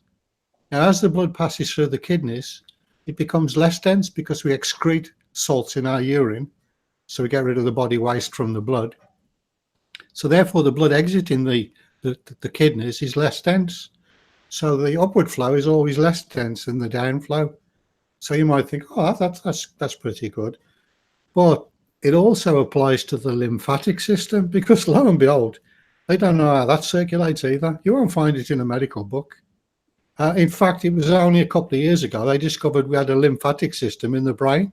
When there was a guy in the 18th century actually modelled it. So they've ignored him for all of these years. So I'm doing pretty well, really. Yeah, so that's called the glymphatic system now. It's a new kid on the block. But now that tells us that circulation, right, is posture dependent. So when we get up and stand up and walk, we actually get fitter. If we lie down, we degenerate. That's a known fact. You put somebody in bed and they degenerate. So if you take a person and put them in space, they age 10 times faster than we do here on Earth, and all you've done is took gravity away. So the bed assists the body to circulate, not just the lymphatic system, the cerebrospinal fluid system, and the blood flow, but also the tissue fluids. We have a circulation that runs down the skin. So the fluids in, and I'll tell you how I discovered this as well. The missus had a reaction to some wallpaper paste on the top of her head while we were doing some decorating, and she developed a ring around her head of red rash, and that red rash over the course of a few hours went down her body, and as it flowed down the body, the top half cleared up and it went out through her fingers and her toes. Now, how does that fit with the textbook circulation explanation? It doesn't. No, nobody's mentioned this before. It doesn't. The other thing that we noticed was toenails and fingernails grow stronger and tougher. People that have half moons, didn't have half moons, find they've developed half moons. Again, all indicating that circulation's improved. We had a doctor test the oxygen sats theory on Patrick Timponi's show, One Radio Network, and he experimented with an oximeter, and he actually raised his oxygen sats simply by altering his posture, exactly as I said it would happen. So it also speeds up bone healing, which we've discussed earlier with my son and you with your accident. So muscle tissue is improved. Your eyes, we've heard, improve. What's left? Well, one of the improvements that I saw was that I was prone to waking up in the morning with an erection so large that it was like I'd not even got a duvet on. That was another thing we touched on, wasn't it? Fertility. Yeah, that's right. Yeah. Because we got a friend who myself and Adie's disappeared. I don't know why, but I'm sure he'll be back. But we had a friend who had she was. I think she was 40 when that's right. When we knew her, when we were hanging about with her, and so that's a number of years ago. It must be 5 years ago, 2014, that sort of time. And she was 40, and she'd been tried. She was. We were friends. We'd met up at we'd met at a place in Stoke, I think, or I think, yeah, it must have been Stoke. We met in Stoke, and we became friends with these two people. And when we started doing this, and we took inclined bed therapy, one of the girls was trying to adopt, and so the things she was asking us about was, you know, I'm anti-vaccinations. How do I adopt? And she tried all sorts of different things, and then she was going to try to adopt, but she realised that because she was anti-vaccinations and all the rest of it, then she wouldn't. So she gave up on that idea. And we told her about inclined bed therapy, and not long after we told her about inclined bed therapy, she's pregnant with twins, and as to beautiful children. I've not seen her for a while. I don't even think Adie's seen her. Have you seen Lisa for a while? No, and sadly the babies are not my responsibility. Yeah, unfortunate. Yeah, that for you. Well, I mean, she was so young looking that me and Adie, when we found out she was 40, we nearly fell off his chairs, didn't we? I just thought I don't know. I thought she was Wow. about 26. Yeah, Couldn't well, believe I it. thought she were early to mid 20s. So, but anyway, that's by the by. But the thing is that she'd been trying all these things. She tried, and she was going to adopt, and then she decided she weren't going to adopt, and then she inclined her bed, and she becomes pregnant. Not long after, and has two lovely, healthy babies. And from what I see, when I do see things she posts on Facebook, because I don't see very much of her, and I doubt she probably sees anything of me. But it's just like it seems. Andy's talked about this before. It seems like one of them synchronicities where something happens for a reason. So you go into someone's life, and then there's something that you partake to them, you give to them, and they take that, and that improves their lives, and then you're not in the life anymore, which is pretty much what happened with Lisa. I'll call it. There's millions of Lisas. I don't think anybody would be able to depict her identity from that. But we're talking about somebody as well who was a medical professional. She was a surgeon, so you can probably guess whose friend she was. She was a friend of ours, but it's one of those things, one of them little things that just sort of gives you a warm feeling inside when you think about it. You don't think about it all the time, and to be fair, I don't think I've thought about Lisa for quite a while. And her kids and stuff, but when you do think about it, it gives you that warm feeling inside that you were the conduit for the information to go through to her, which enabled her to do the one thing that she couldn't do in her life, that she thought she'd never be able to do, and something that she'd also had to give up on adopting because of her beliefs. So that's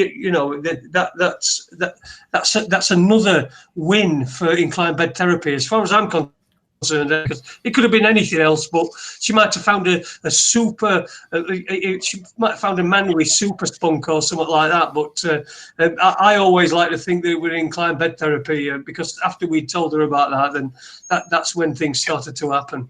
Can I just point out though that it wasn't just the inclined bed therapy that made her pregnant. I'm assuming that there was some. Oh, I think we've lost you, Ada. I think we've lost Ada. Go on. Go on. Yeah. What were you going to say about that, Andrew? NASA took semen into space, bull semen, and it lost its motility. So instead of swimming in straight lines as it should, Don't be shy. it was just spinning round in circles, and then its motility was lost. So NASA actually used confining patients to bed rest for months on end, paying them $17,000 to stay in bed for a few months to see how they degenerate with the head of the bed lower than the feet. Now you would think that that would actually help the semen to move up, but it does the opposite. So maybe the semen actually needs gravity as a direction. Hang on, this is the way we've got to go. How else does it know? Does it know? Hey, hang on, I know the ovaries are up this way somewhere. No, it doesn't. So something is actually guiding it. Does that make sense? Yeah, complete sense. It makes complete sense. Well, Adi, we lost you. Sorry, Andrew. I'll just say to Adi, we lost you right in the middle of what you were saying. I was just basically saying that, ladies. Hello. Add to what I'd said, and then we can get back to Andrew. Go on. Yeah, no, it was just the ladies don't think that you're going to get pregnant. It's not just the incline in your bed that gets you pregnant. No. Right. Okay. Yeah. Of course not. But I don't listen. If our audience think that they're going to get pregnant by inclining the bed, then can you please stop listening? Richie Allen's on 5 till 7. You can go and have a listen to him if you want. You'll get everything you need from there. That's not pulling Richie Allen down. I like Richie Allen. I was just listening to him while I was making my wife's omelette when she came in from work. So that's not. Have you been on Richie Allen's show, Andrew? No, I haven't. Oh. You see, what I used to do is I used to send I used to send Richie Allen when we had interesting people on, like yourself. I used to send Richie Allen links and say, go and see these people, get these people on your show. And very rarely he did. But the one time he did, and the reason why I stopped doing it was I sent the Jeremy Bamber campaign, which we've championed on here a number of times. I sent them. It went on his show, and it really had no effect whatsoever to their campaign. So the largest independent media audience in Europe, verifiably, really had no effect on had little effect on that. And whereas I know that us here, we had quite a good effect. We got donations for the campaign. So what I'm trying to say is, simply because you're on Raconteurs News and not the biggest independent media, verifiably it's your show and all this sort of bollocks. Like, it's no guarantee that you're going to get to as many people as possible. Let's have a look in chat room, see if there's any questions that we've got. Is there anything you want to say? Do you want us to carry on with that? Yeah, there's a lady that I've been notified about again, which helps with the previous fertility discussion. Was a hooker on the streets of Brooklyn, I think, and she's in her 40s. No chance of getting pregnant, she thought. She's got a child.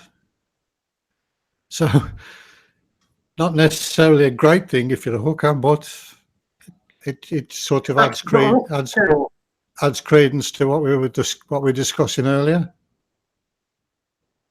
Yeah. Yeah. And also my niece used it because she was struggling to conceive as well. And she got pregnant. She'd spent a fortune on IVF, and she'd given up. And incidentally, as well, the Back to Sleep campaign for sudden infant death syndrome is causing flathead syndrome. So they've swapped one syndrome for another because they're keeping the babies flat on the backs. The back of the head is becoming misshapen. My three grandchildren have been conceived on an incline bed and have slept on an incline bed, and none of them have got flathead syndrome. Now, that's 3 out of 3. That could be a coincidence. Well, my daughter was conceived in a disabled toilet somewhere when I was masturbating, and my previous partner walked past and accidentally caught it. But yeah, again, my daughter's not got flathead syndrome either. So it does seem, because it's really malleable, isn't it? Yes. A child's baby's skull is really malleable, and it forms based upon. And let's face it, babies do spend a lot of time on the back. Yes. Yes, but if they're on an incline, it seems to keep everything, takes the pressure off the back of the head. Yeah. I mean, we've just gone through absolutely loads. Listen, I'll just tell everyone, Aidy's, he seems to have lost his internet. It's all broken up. He's still showing as being here, but he isn't here. So he's not. He'll get in when he can, if he can at some point. I don't know whether that's going to happen. Andrew, we've gone over. Is there anything we've not covered? Because any point covered, anything you want to get in? Because we've got about 10 minutes left.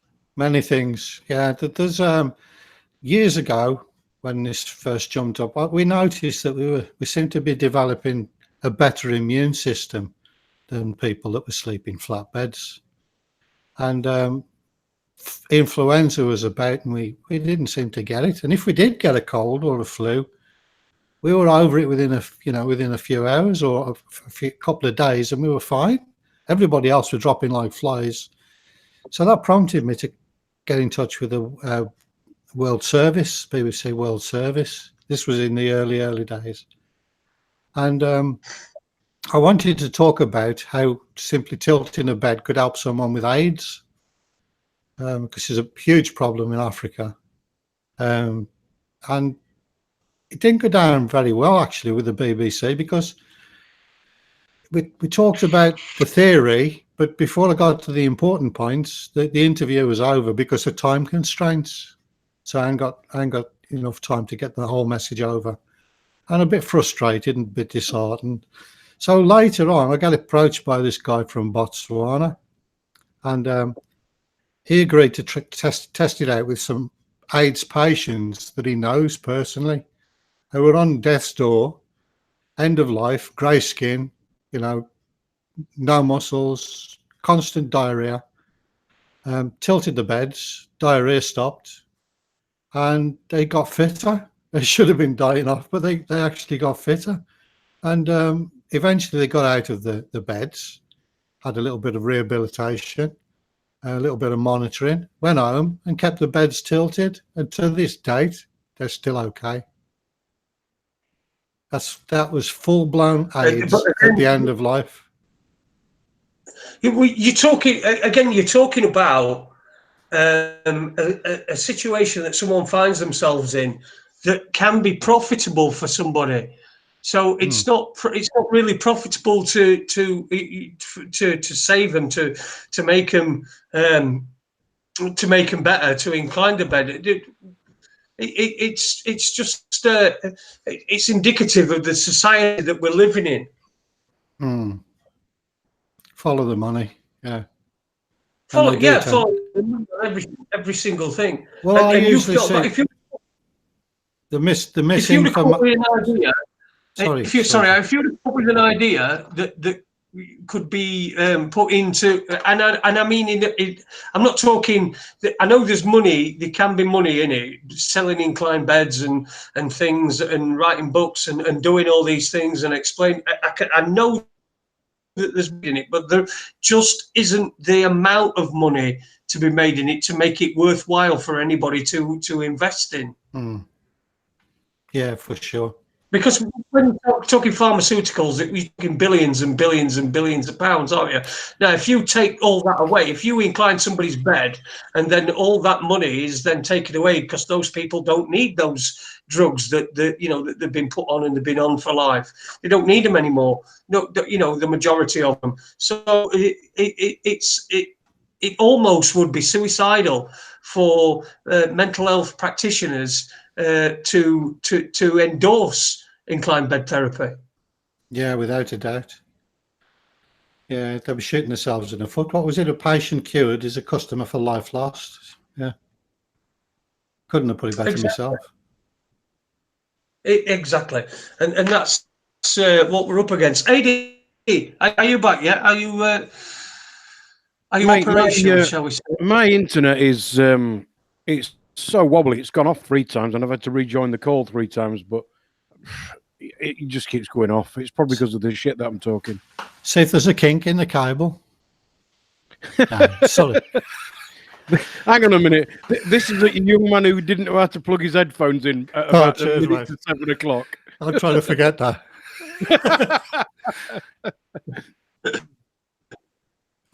Yeah, awesome. Parkinson's disease, because you wanted to talk about different conditions that this is out with. Parkinson's disease, I think we spoke about this guy before, but I went to see him, this guy in Torquay, and his attention span was about a minute. He was swollen like a giant water balloon. He had so much edema. He was just like a water balloon is the only explanation for him. He had a featureless face, which they call the Parkinson's mask, and he could barely walk. And life was a real struggle for this couple. He had a stair lift by the side of the stairs, and I tried to talk to the guy, but he was a plumber. So during the brief moments we had to converse before he dozed off, he actually grasped what I was saying because he understood circulation because he was a plumber, and they tilted the bed. And a few days later, I got a frantic phone call from his missus saying, I don't know what I'm going to do. He's just constantly weeing the bed. It's like you've turned the tap on. By the end of the week, his clothes literally fell off him. He'd lost so much fluid.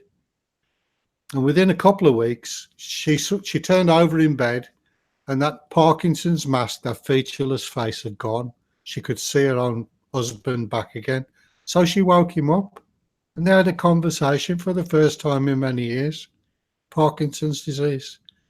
So anyway, after a few more weeks, he starts to walk around a bit better. He's taking himself down the school playing fields to see his grandkids playing. And the improvements were amazing. So I went up, I kept hearing this over the phone, this feedback. I just knocked on the door. And this same guy that couldn't hold a conversation with me opened the door. He says, "Hi, Andrew." I said, "You come to see the wife?" I said, "No, actually, I've come to see both of you." He said, "Hang on a minute, I'll get her." He walked up the bloody stairs, shouted his missus, and then come back down the stairs. We went in the living room and we had a long conversation about the theory. Absolutely astonishing. A few weeks later, he'd been tinkering about with his car, took his car out for a drive.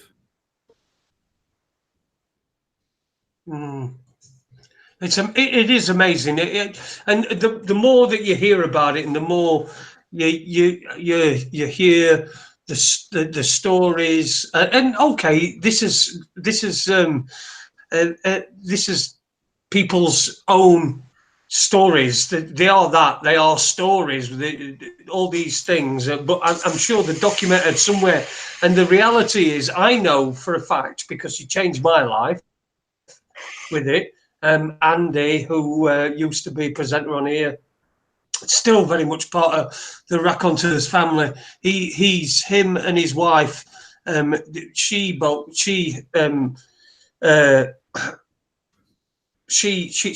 They've both benefited massively from inclining the bed.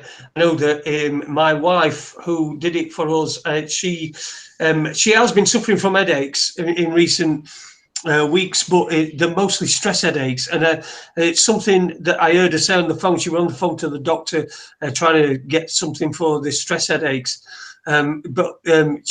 she was talking about, she said, "I used to get migraines, but I've not had a migraine in a long time." So it's and again, sometimes because of the stress of her job, that might be why the migraine comes on. But like she said, she's not had a migraine in such a long time. It's just been stress headaches, the problem. And there have just been so many examples, and people that there are so many people that will testify to this. If you've got it, if you've got anything between your ears, just do it. It's not going to cost you out. Stick something under your bed. There are, if you go to inclinebedtherapy.com, Andrew's website, you'll find instructions to do it if you've got a different bed, because there's some people with a divan, and that can be quite difficult to do it, to make it so that it's a complete incline. But there's instructions on there. I think I remember rightly, there are instructions on there for all different types of bed. Right. Is that true, yes. Andy? Or I don't want to be accused of being a loyal and all that sort of crap. No, but yeah. So I'd implore anybody, listen, just do this. Right, even if there's no wrong with you, you might think to yourself on a Monday morning, you get out of bed and perhaps you had a few drinks the night before or what have you, and you're not really ready to face the world, but you've got to go to work and all this, and then you go with a dreary face. I promise you wake up. Even if you've had a skinful the night before, you might still have a hangover, but you will have a lot better hangover, a more enjoyable hangover, I think, is the way that I put it, than if you just slept flat.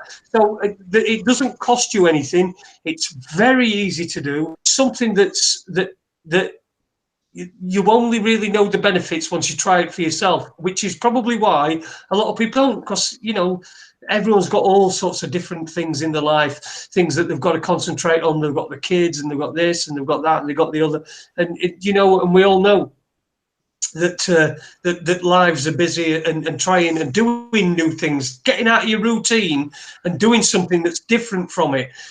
I know, because I've been fucking sat on that settee.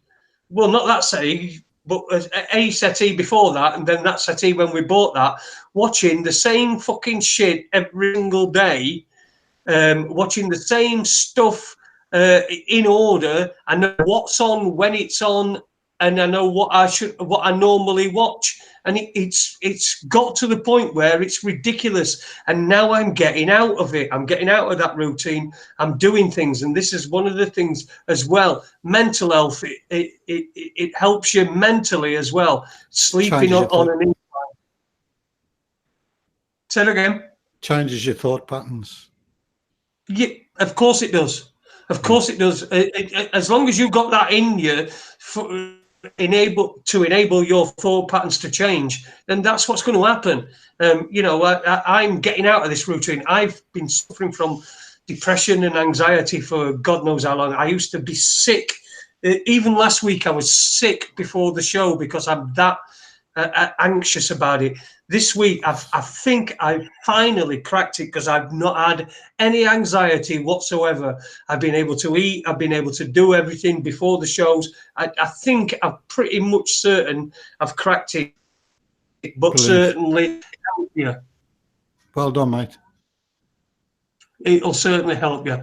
Anyway, we're right at the end of the show, and I've just been informed that Wednesday are now winning 2-0, and they're on the telly, and I'm missing out on the goals. So what I'm going to do is I'm going to give a final word to Andrew K Fletcher, and then I'm going to give a final word to Aid Hardy, and then I'm going to sign off. So Andrew, what's your final words? Where just remind everybody where they can find your stuff and how important it is for them to just try this. Love you guys, mate. Thank you very much for having me on the show. My website's inclinebedtherapy.com. Read the testimonials, make up your own decision. Stop being like that shoal of sardines where the predators, the media, the government, the medical profession, pharmaceutical, they're the dolphins and the sharks swimming around and you're circling, right? And if you try and make a bolt for it, they'll pick you off.